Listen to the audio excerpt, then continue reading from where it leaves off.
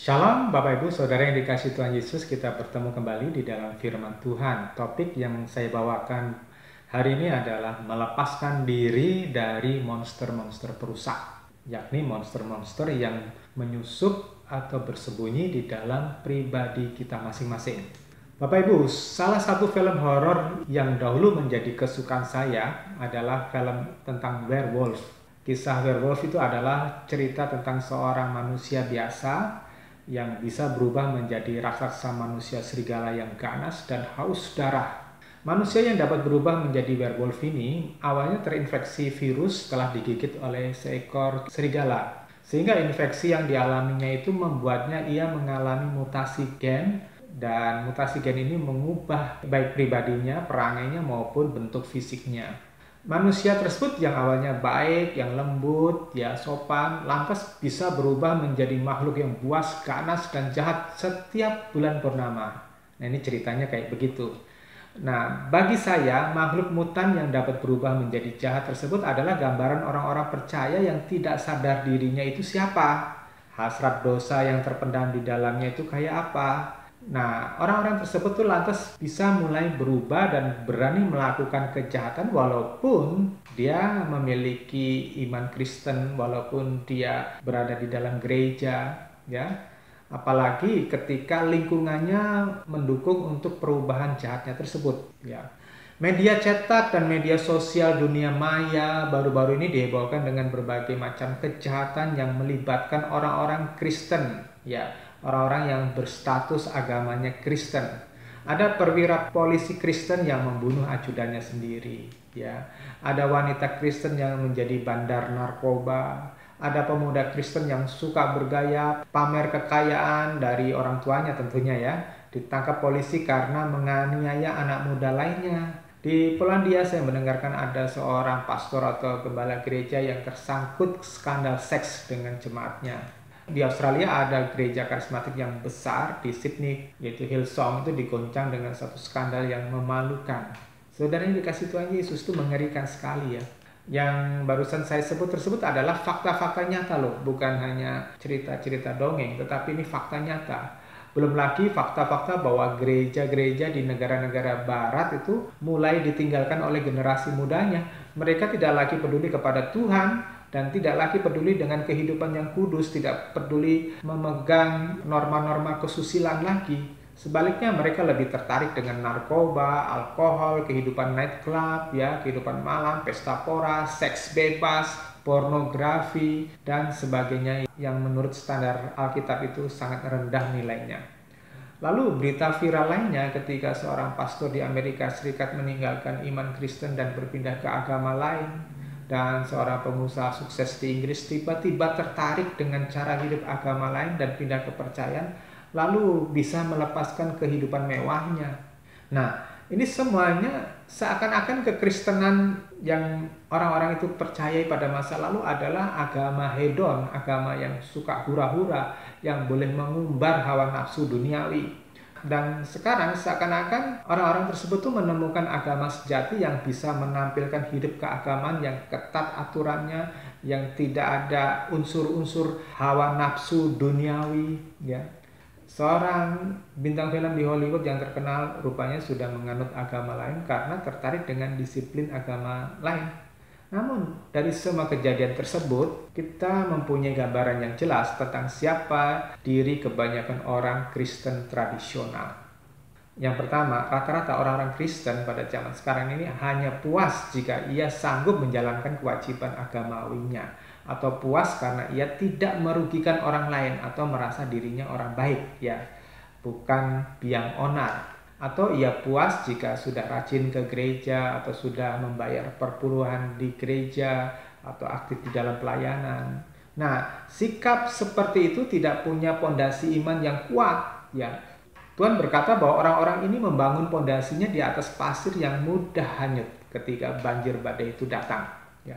Kalau kita menilai ajaran-ajaran gereja-gereja modern, terutama di aliran-aliran karismatik yang syarat dengan iming-iming kemakmuran, hidup nyaman dengan kuasa ilahi, lalu dibarengi dengan budaya barat yang serba bebas, termasuk cara berpakaian yang seakan-akan boleh mengumbar pesona keindahan tubuh atau menunjukkan bagian tubuh yang harusnya ditutupi, maka kekristenan sejati akan semakin tidak kelihatan.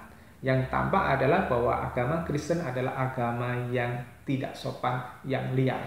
Ya, sekalipun seorang itu adalah pendeta, pengkhotbah, aktivis gereja, ia akan jatuh tumbang dilanda masalah-masalah dan hawa nafsu duniawi karena pondasi imannya itu rapuh, saudara. Iman yang didasari hanya pada kemewahan dan kesenangan hidup itu rapuh. Karena sekalipun ia seorang pendeta, pikiran atau perhatian orang-orang yang rapuh imannya tadi itu masih mudah teralihkan kepada pesona-pesona semu yang di luar Injil. Ya, mereka sebetulnya tidak pernah menangkap keindahan Injil dan keagungan kekudusan yang diajarkan oleh Tuhan Yesus. Ketika orang tidak sampai ke kedalaman iman yang benar, ia akan berpikir di luar sana ada kesenangan atau filosofi yang lebih menarik hati. Atau kalau ia jenis orang yang agamawi, di luar sana sepertinya ada spiritualisme yang lebih mulia dari Injil. Ya. Terus yang kedua, tanpa disadari oleh orang banyak, di dalam diri setiap orang itu membawa banyak monster yang bisa mengubah dirinya menjadi seorang yang antikristus, menjadi seorang yang najis dan yang ganas. Hari ini kita akan membahas monster-monster apa yang ada di dalam diri setiap kita. Berharap Anda yang mendengarkan khotbah ini dapat mempelajari dengan seksama. Monster-monster tersebut terbentuk selama perjalanan waktu, selama hidup kita masing-masing. Misalnya ketika seseorang masih kecil, orang tuanya itu menanamkan kebanggaan atau pride tentang keluarga, tentang suku, atau nilai-nilai sosial, kekayaan. Maka di dalam dirinya itu lahir monster rasialis atau monster kesombongan atau monster suka merendahkan orang kecil, ya, orang yang nggak punya atau orang yang dianggap martabatnya lebih rendah daripada dia. Jika ketika kecil ia mengalami kesusahan, ditolak oleh keluarga, korban orang tua yang bercerai atau orang tua yang suka berantem atau bapak yang suka melakukan KDRT, ya, kekerasan dalam rumah tangga, maka di dalam dirinya lahir akar pahit, mudah tersinggung, pemarah, suka berkata kasar, kecenderungan KDRT juga kepada pasangannya, bahkan sampai menjadi seorang psikopat yang sadis. Ya, biasanya orang-orang yang melakukan kekejian atau kesadisan itu berasal dari keluarga yang broken. Ya, jika sewaktu kecil sering jadi korban bully atau penghinaan, ya, dimainkan oleh orang-orang atau mengalami pelecehan karena penampilan fisik yang kurang menarik atau karena kemiskinan, maka setelah dewasa ia menyimpan monster untuk apa? Membalas dendam. Dia senang sekali membalas dendam. Hatinya itu sensitif, mudah tersinggung, mudah meledak emosinya.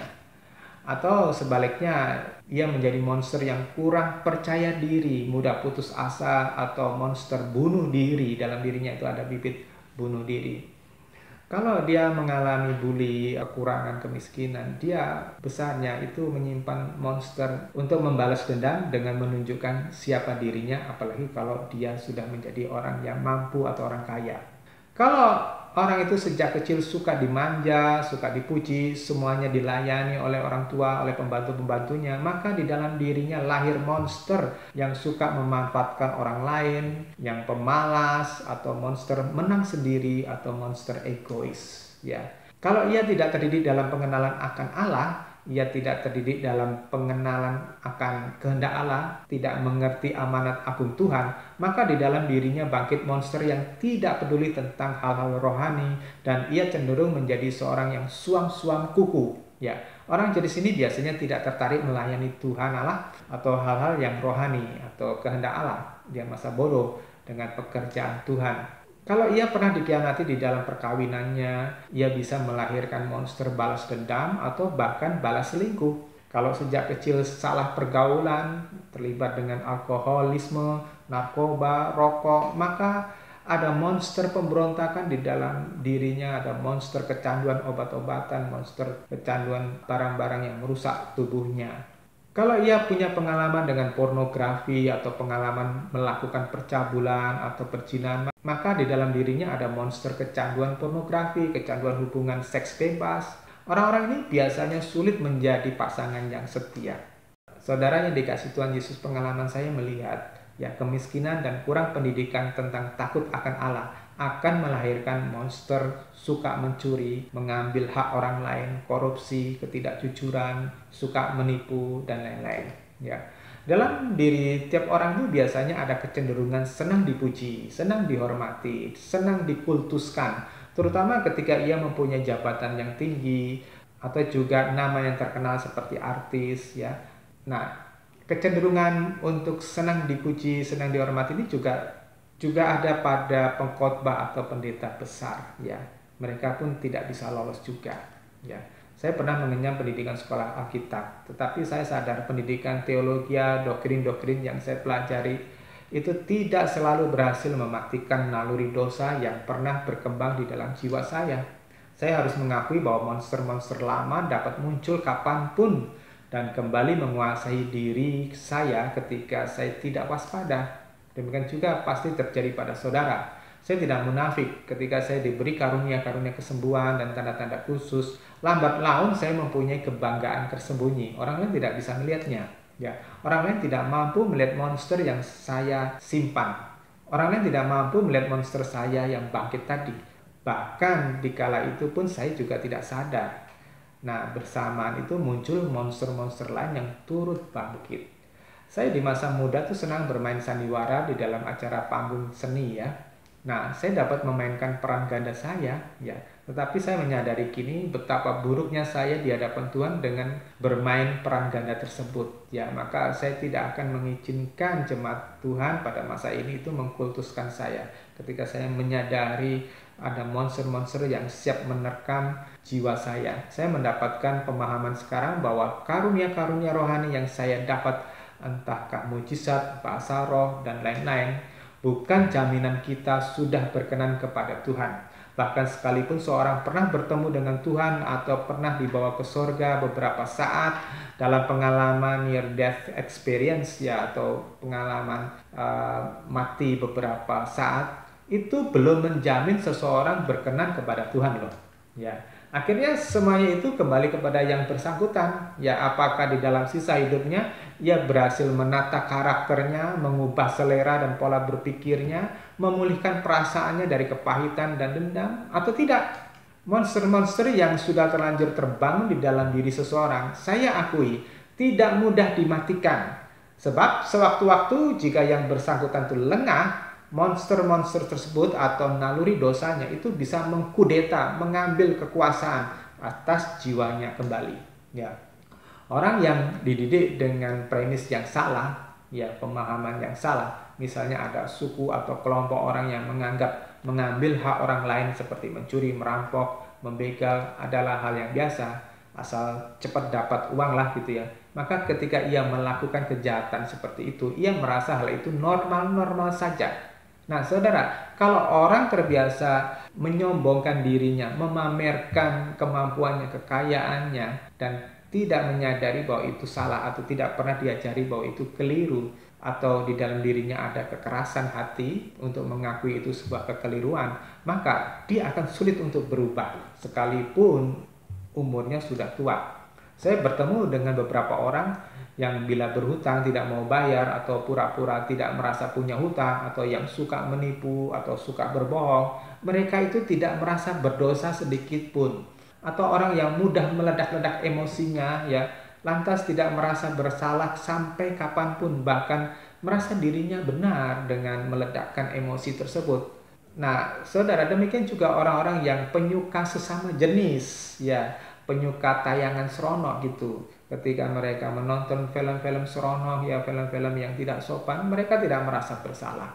Saudara, itu semua walaupun sebetulnya sudah bisa disebut sebagai kelainan jiwa, tetapi secara rohani adalah monster-monster dosa yang menguasai jiwa seseorang.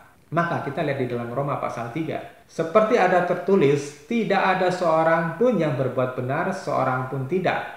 Tidak ada seorang pun yang berakal budi, tidak ada seorang pun yang mencari Allah. semua orang sudah berbalik darinya, mereka bersama-sama menjadi tidak berguna, tidak ada seorang pun yang berbuat baik, tidak seorang pun. Di dalam Roma pasal 1 ayat yang ke-28, dan karena mereka tidak mau mengakui Allah dalam pengetahuan mereka, maka Allah menyerahkan mereka kepada pikiran-pikiran yang bobrok sehingga mereka melakukan hal-hal yang seharusnya tidak mereka lakukan. Mereka dipenuhi dengan segala macam ketidakbenaran, kejahatan, keserakahan, dan kebencian, penuh dengan iri hati, pembunuhan, pertengkaran, dan tipu muslihat, dan kedengkian. Mereka adalah penggosip, pemfitnah, pembenci Allah, kasar, sombong, bermulut besar, penemu kejahatan. Saudara, arti penemu kejahatan menurut tafsiran Matthew Henry adalah orang-orang yang selalu mencari cara-cara baru untuk melakukan dosa.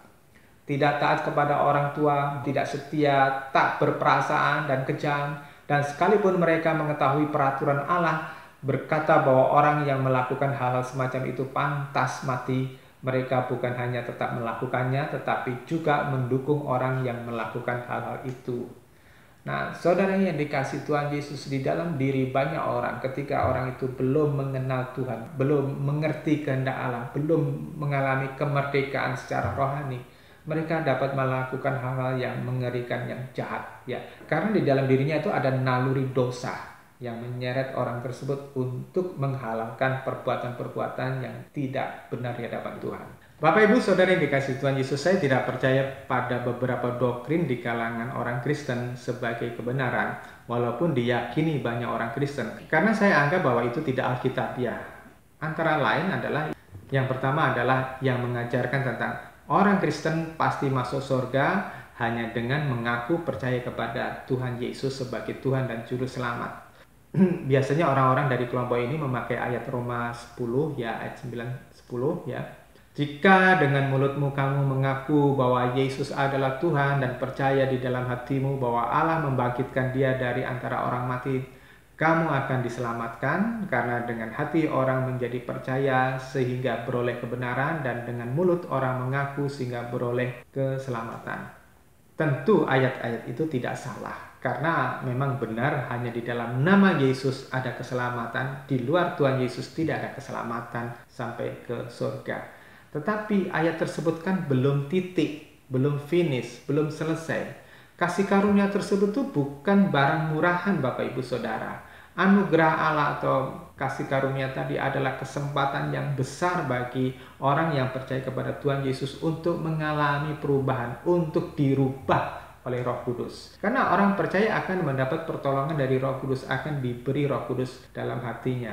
Yohanes pasal 14. Aku akan meminta kepada Bapa dan ia akan memberikan kepadamu penolong yang lain supaya ia bersamamu selamanya, yaitu Roh kebenaran yang tidak dapat diterima dunia, karena dunia tidak melihat dia atau mengenal dia, tetapi kamu mengenal dia karena ia tinggal bersamamu dan akan ada di dalammu. Nah, saudara yang dikasih Tuhan Yesus, Roh kebenaran itu adalah Roh Kudus. Roh Kuduslah yang memberi pengertian yang sebenar-benarnya sampai yang bersangkutan tiba di taraf yang berkenan kepada Bapa Surgawi. Di dalam Yohanes pasal 14 ayat 26, akan tetapi penolong itu, yaitu Roh Kudus yang akan Bapa utus dalam namaku, dia akan mengajarkan segala sesuatu kepadamu dan akan mengingatkanmu pada semua yang telah kukatakan kepadamu. Bapak Ibu, digarisbawahi ayat ini. Dia akan mengajarkan segala sesuatu. Roh Kudus itu akan mengajari kita, mengajari saudara, mengerti apa yang dimaksudkan oleh Tuhan Yesus. Ya, orang tanpa Roh Kudus akan sulit untuk mengerti kebenaran. Ya, maka dibutuhkan Roh Kudus untuk menerangi pikiran kita. Saudara, tanpa Roh Kudus, maka kita seperti orang buta yang berjalan di lorong yang gelap gulita. Tidak ada yang menuntun, lalu dengan mudah akan jatuh dalam lubang. Orang-orang yang tanpa Roh Kudus itu akan mudah dijatuhkan oleh musuh rohani, yaitu iblis. Nah, Roh Kuduslah yang memperjelas jalan keselamatan sejati.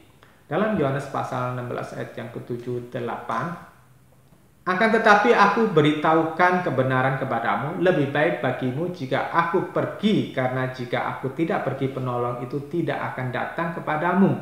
Tetapi jika aku pergi, aku akan mengutusnya kepadamu. Dan ketika penolong itu datang, ia akan menyadarkan dunia akan dosa, kebenaran, dan penghakiman. Ya.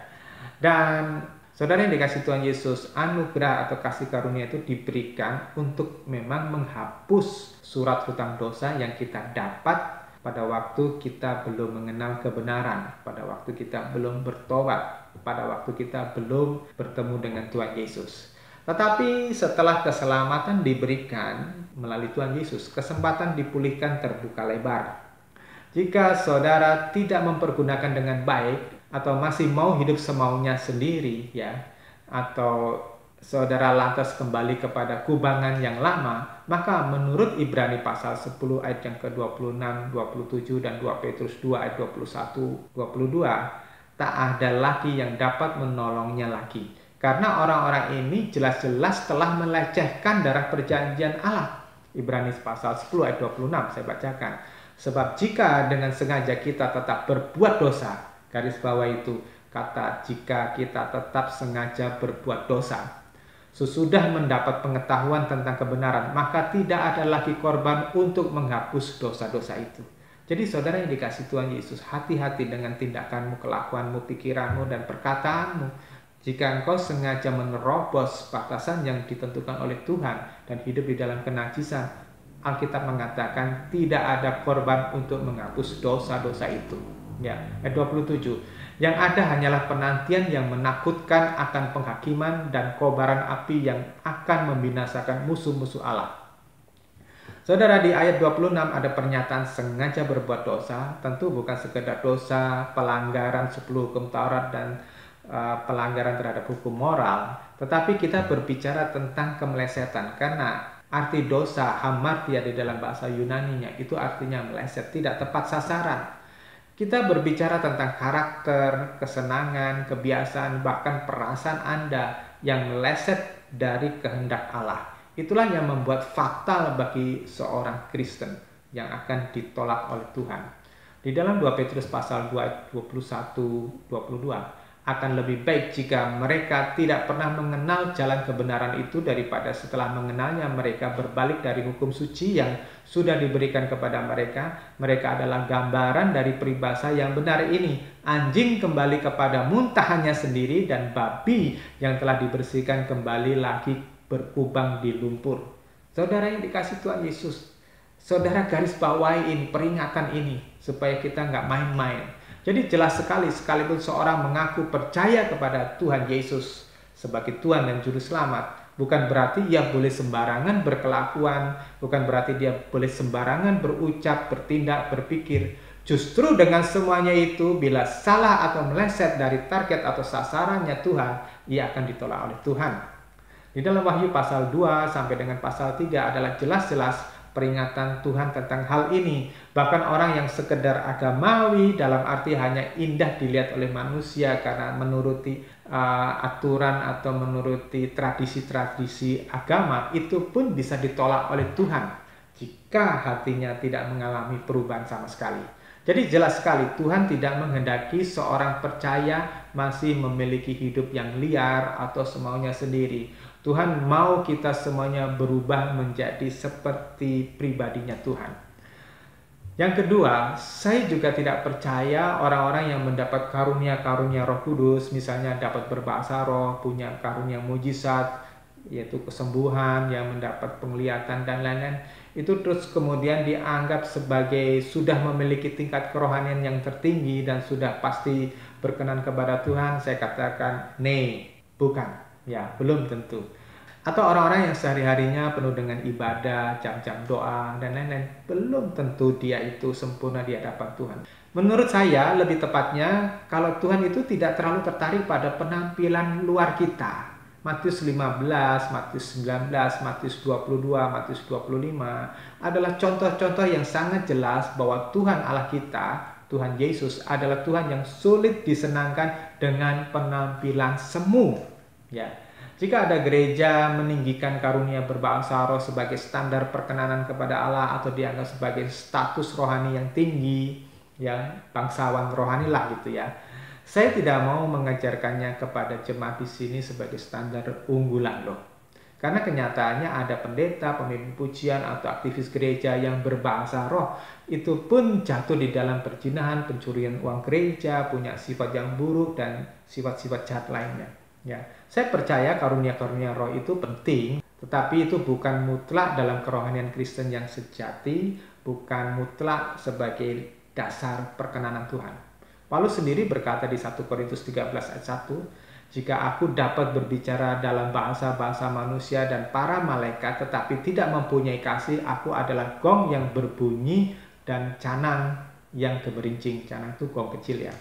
Ayat 2, jika aku mempunyai karunia bernubuat dan mengetahui semua rahasia dan semua pengetahuan, dan jika aku memiliki semua iman untuk memindahkan gunung-gunung tetapi tidak mempunyai kasih, aku bukanlah apa-apa. Jadi jelas sekali, bagi Tuhan yang mutlak adalah menghasilkan buah-buah roh dan kehidupan yang kudus. Yang ketiga, saya juga tidak percaya bahwa orang yang mempersembahkan perpuluhan atau yang murah hati memberi sumbangan buat pembangunan gereja atau pelayanan-pelayanan lainnya itu sudah berkenan kepada Allah. Bagaimana jika uang yang dipersembahkan tadi itu hasil dari korupsi atau melakukan bisnis yang ilegal atau yang menggelapkan pajak dengan menyogok petugas pajak, membuat laporan yang palsu, istilahnya ngemplang pajak lah gitu ya. Bagaimana jika seorang bos yang besar tetapi jahat mulutnya ketika marah, atau memperlakukan bawahannya dengan tidak adil, dengan sewenang-wenang, memeras tenaga anak buahnya dan pelit, atau memperbudak karyawannya?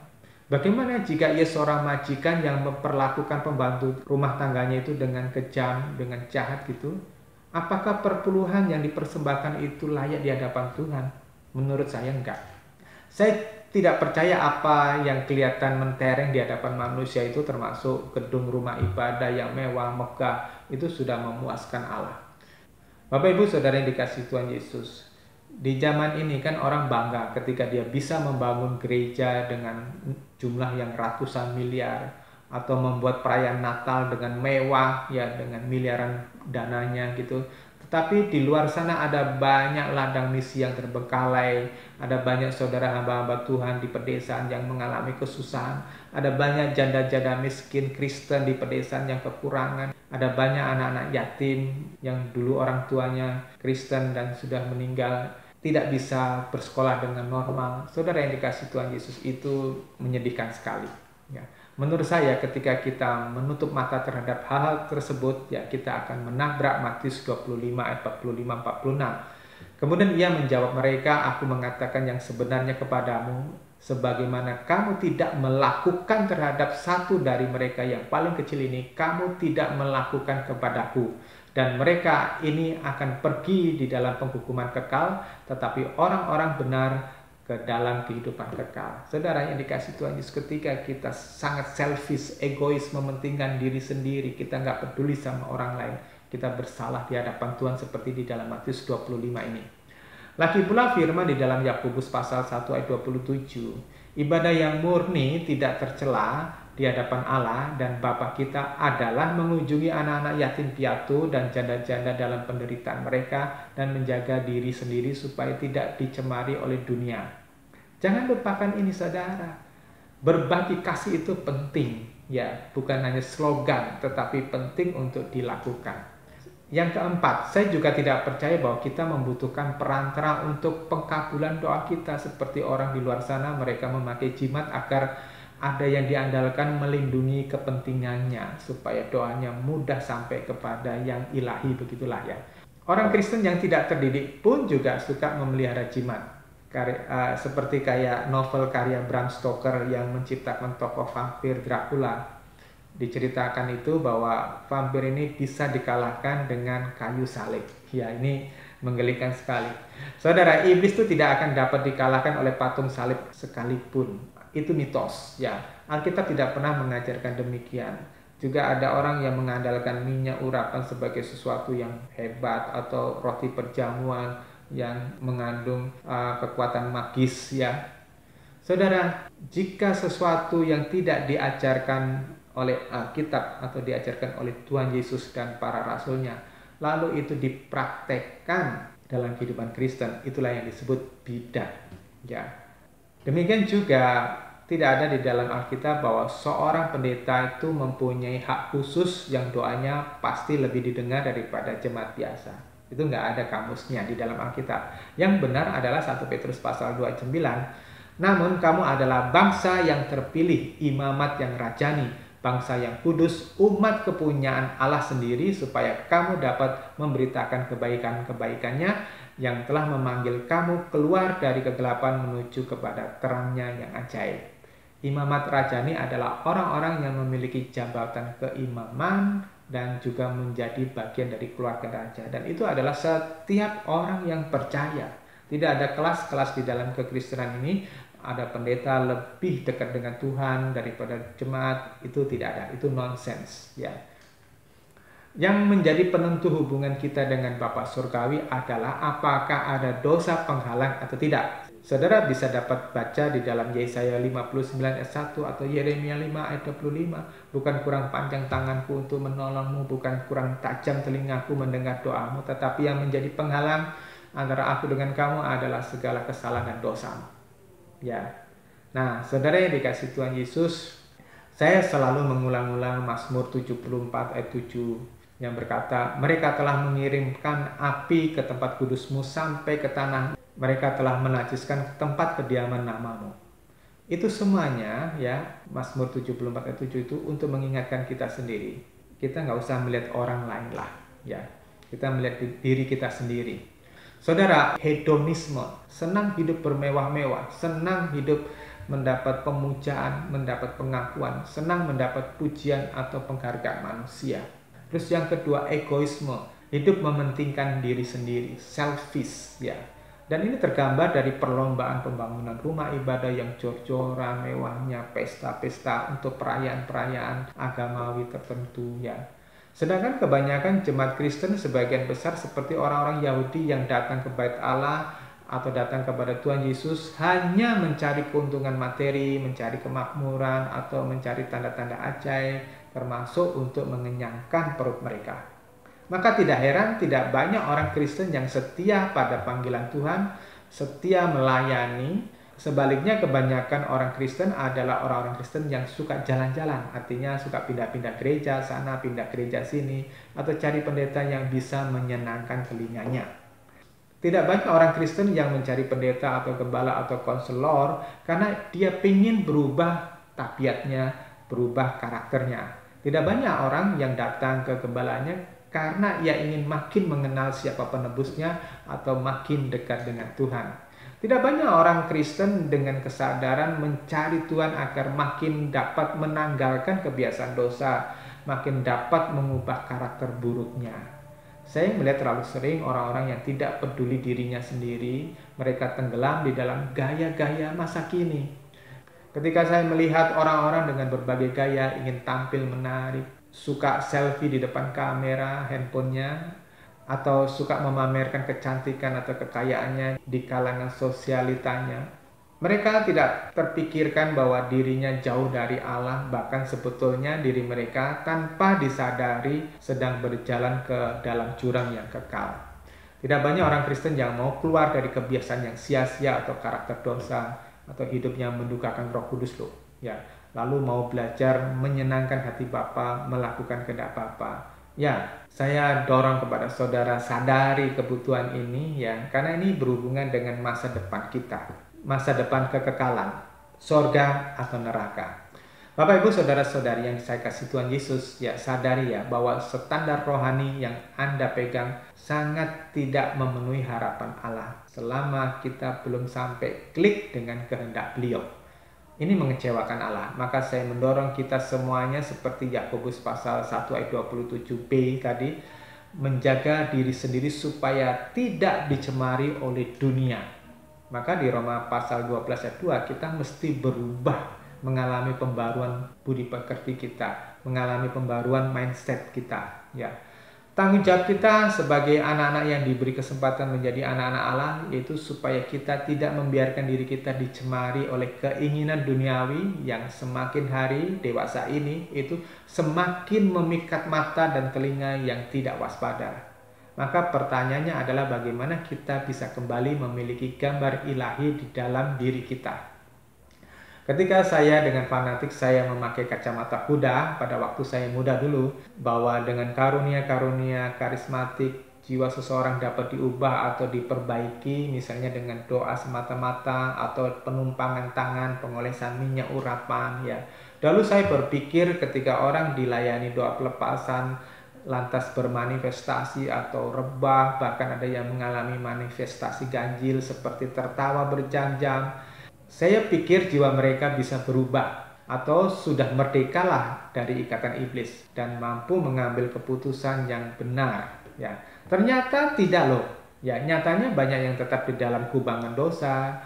Nyatanya tetap yang berzina tetap berzina, yang suka berselisih tetap suka berselisih, yang awalnya malas beribadah tetap saja malas ibadah, yang cinta uang tetap saja cinta uang, yang suka semaunya sendiri tetap saja semaunya sendiri, susah untuk diajar, susah untuk dibentuk, susah diarahkan ya, mengerikan sekali ya.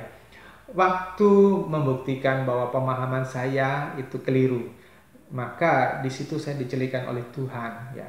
Karunia-karunia rohani dan tanda-tanda ajaib ternyata tidak dapat mengubah hati seseorang menjadi stabil meneladani Kristus selama hatinya belum mengalami perubahan. Karena kenyataannya orang-orang tersebut itu kembali ke kedagingan yang lama dan tidak sedikit yang kembali ke muntahan neraka. Bahkan ada yang dipakai setan menjadi penyesat, menyesatkan anak-anak muda yang lainnya. Maka saya heran ya, sungguh berani orang-orang tersebut itu menentang kehendak Allah. Saya menyadari sekarang bahwa orang dapat menghadapi goncangan hidup dan dapat melawan iming-iming mengikuti kesenangan duniawi itu tergantung dari yang bersangkutan apakah ia mau dididik oleh firman Tuhan atau tidak. Bahwa orang tersebut sudah sampai memahami kehendak Allah atau belum, apakah yang bersangkutan dapat menangkap firman dengan jelas atau tidak, apakah yang bersangkutan itu pikirannya diisi kebenaran sejati yang ilahi atau tidak, itu tergantung kepada lingkungan di mana dia bertumbuh dan tergantung kepada innernya dia sendiri ya, apa yang ada di dalam dirinya sendiri. Maka ada dua cara orang mendapatkan kehidupan yang benar, kehidupan yang normal di mata Tuhan. Yang pertama itu adalah ketika orang tersebut tuh mendapat teladan dari orang-orang yang benar-benar mengalami kebangunan rohani ya. Terus yang kedua, orang tersebut itu terlatih di dalam firman Tuhan sehingga hikmatnya itu berkembang. Saya mengulas dari teladan. Ya, yang pertama tadi dikatakan teladan. 2 Timotius 1 ayat 5. Aku diingatkan dengan imanmu yang tulus, yang pertama-tama hidup dalam nenekmu Lois dan ibumu Eunike. Dan aku yakin sekarang hidup di dalam kamu juga. Saudara, Timotius ini mendapat teladan dari nenek dan ibunya yang sungguh-sungguh mengikuti Tuhan, memberikan teladan yang baik. Orang tua, baik jasmani maupun orang tua rohani, yaitu gembala, penatua, majelis, guru sekolah minggu, ketua pemuda, dan sebagainya, adalah orang-orang yang mempunyai peran besar membentuk kepribadian seseorang, terutama kepada anak-anak muda dan anak-anak kecil. Bapak Ibu Saudara yang dikasih Tuhan Yesus, saya percaya bahwa karakter cita rasa seseorang ya mulai terbentuk ketika ia masih balita, masih kecil. Ya, maka penting sekali peran orang tua, maka penting sekali peran guru-guru sekolah minggu untuk memberikan teladan kepada anak-anak didik mereka atau anak-anak kandung mereka. Saya percaya berdasarkan pengalaman saya bahwa teladan itu sangat kuat pengaruhnya pada seorang anak bila ditabur sejak usia dini. Maka sebagai orang tua atau orang yang dituakan di dalam keluarga atau lingkungan pendidikan rohani, penting sekali memahami betapa pentingnya perannya untuk mempersiapkan generasi. Dan Bapak Ibu Saudara tidak akan bisa menjadi teladan ketika saudara tidak sungguh-sungguh bertobat, ketika saudara tidak sungguh-sungguh memberikan hidup saudara kepada Tuhan. Anda yang menjadi orang tua itu menentukan sekali, mungkin proporsinya 75% bahwa Anda menentukan apakah anak-anak Anda akan setia mengikuti Tuhan dalam kekudusan hidup, atau Anda akan mendapati anak-anak Anda akan sedemikian rusaknya, sedemikian sulitnya diatur dan murtad. Ya, sebagai orang tua, terutama untuk Anda yang masih keluarga muda atau anak-anak Anda itu masih balita atau anak-anak kecil, silahkan Anda setiap hari mengkoreksi diri. Bertanyalah sama Tuhan apa yang masih kurang sempurna di di hadapan Tuhan, apa yang harus diperbaiki, apa yang harus disempurnakan. Dapatkah Anda menjadi teladan yang baik? Bertanyalah kepada Tuhan, apakah aku sudah menjadi orang tua yang baik bagi anak-anakku, ya.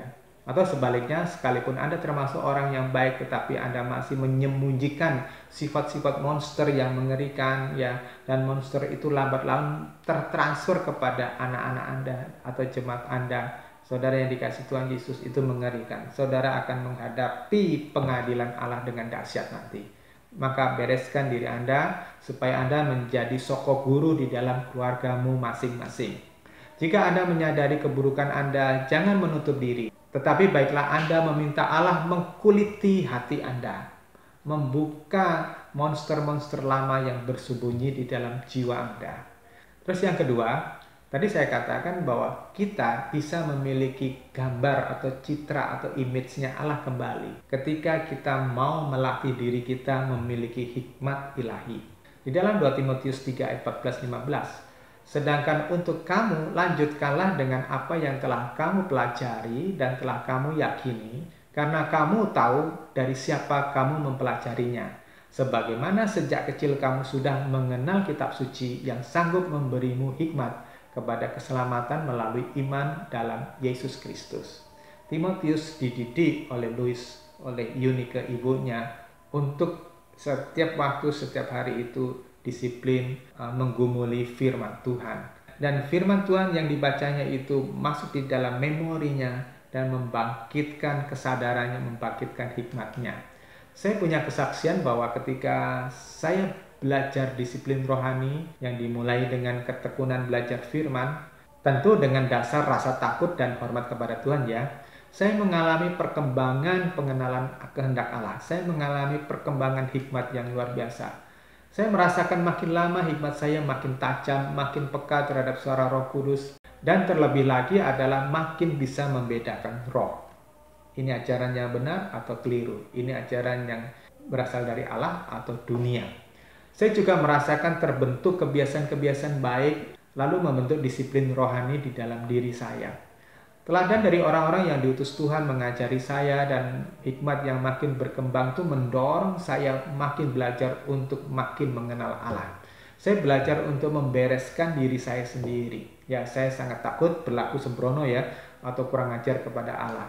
Ya, saya bersyukurlah Tuhan itu tidak mematikan saya di waktu saya belum matang seperti saat ini, ya. Maka kesempatan seperti ini saya diberikan kesadaran saya harus berpacu mengejar ketinggalan saya. Dan kalau orang berkata tentang kuasa, urapan, karunia surgawi yang rata-rata arahnya untuk menyatakan sensasi yang dapat membawa kebanggaan pribadi, maka saya menyadari bahwa itu masa lalu yang sudah saya tinggalkan. Yang saya kejar sekarang hanyalah perkenanan kepada Allah saja. Asal ada makanan, minuman, pakaian, tempat tinggal, cukuplah. Nah, itu yang dikatakan oleh Paulus, dan itu saya teladani, saya ikuti.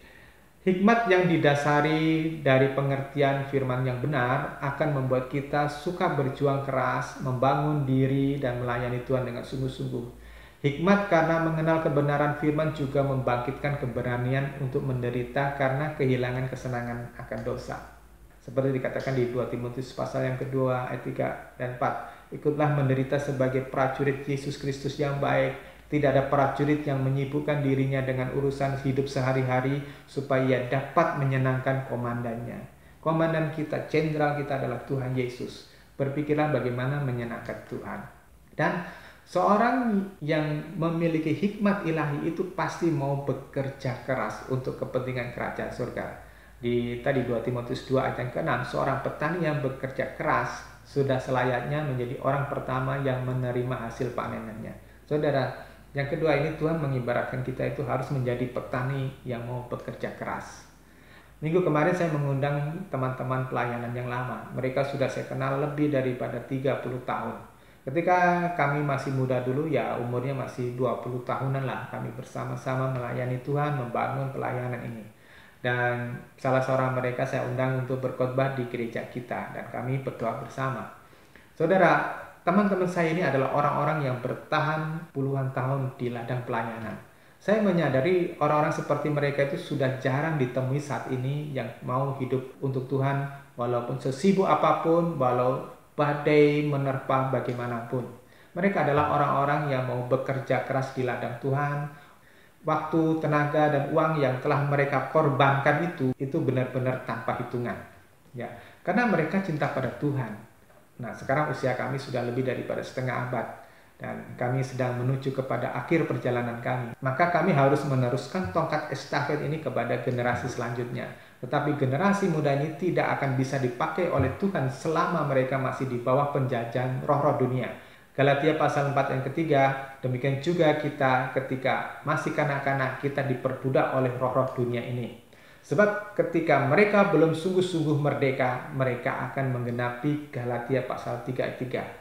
Begitu bodohnyakah kamu telah memulai dengan roh, apakah kamu sekarang ingin mengakhirinya dengan daging? Saudara yang dikasih Tuhan Yesus, karena orang yang diperbudak oleh roh-roh dunia ini, walaupun dia awalnya menggebu-gebu melayani Tuhan, tapi ia bisa mengakhiri hidupnya dengan perbuatan daging. Nah, supaya generasi ini atau juga Anda ya yang sudah lanjut pun dapat dipakai oleh Tuhan, maka berjuanglah melepaskan diri dari monster-monster perusak yang lama mendekam dalam jiwa Anda. Saya pernah membagikan bagaimana manusia mengembangkan kemampuan berpikirnya, kemampuan menganalisa. Itu sejalan dengan makin sempurnanya otak di bagian depan kita yang ada di jidat ini yang disebut prefrontal cortex. Ya, ini otak yang terus berkembang, ya. Dan perkembangannya itu bisa nampak dengan makin bijaksananya seseorang. Pada masa kanak-kanak remaja, ya, PFC prefrontal cortex itu belum begitu berkembang sehingga pada fase ini anak-anak dan remaja itu biasanya berpikiran pendek, kurang pertimbangan atau egois ya.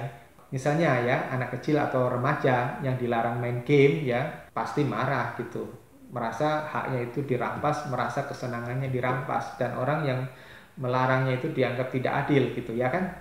Nah, baru-baru ini kan ada pemuda kaya yang menghajar habis-habisan pemuda lain karena cemburu buta dan merasa diri anak orang kaya yang bisa melakukan apapun juga. Nah, saudara, mereka ini mudah tersulut emosi karena PFC mereka itu tidak berkembang menjadi bijaksana. Bagaimana mereka bisa berhikmat menjadi bijaksana? Maka ikutilah jejak langkah yang sudah dialami oleh Timotius. Belajar firman Tuhan dengan sungguh-sungguh. Temukan guru rohani yang sungguh-sungguh. Ya, caranya teladan yang telah kami berikan. Temukan guru-guru rohani yang benar, bukan asal pendeta yang pandai berkhotbah. Kemudian yang kedua, pupuk dan bangun hikmat dengan firman Tuhan dan hanya memandang Yesus sebagai harta yang sesungguhnya. Amin.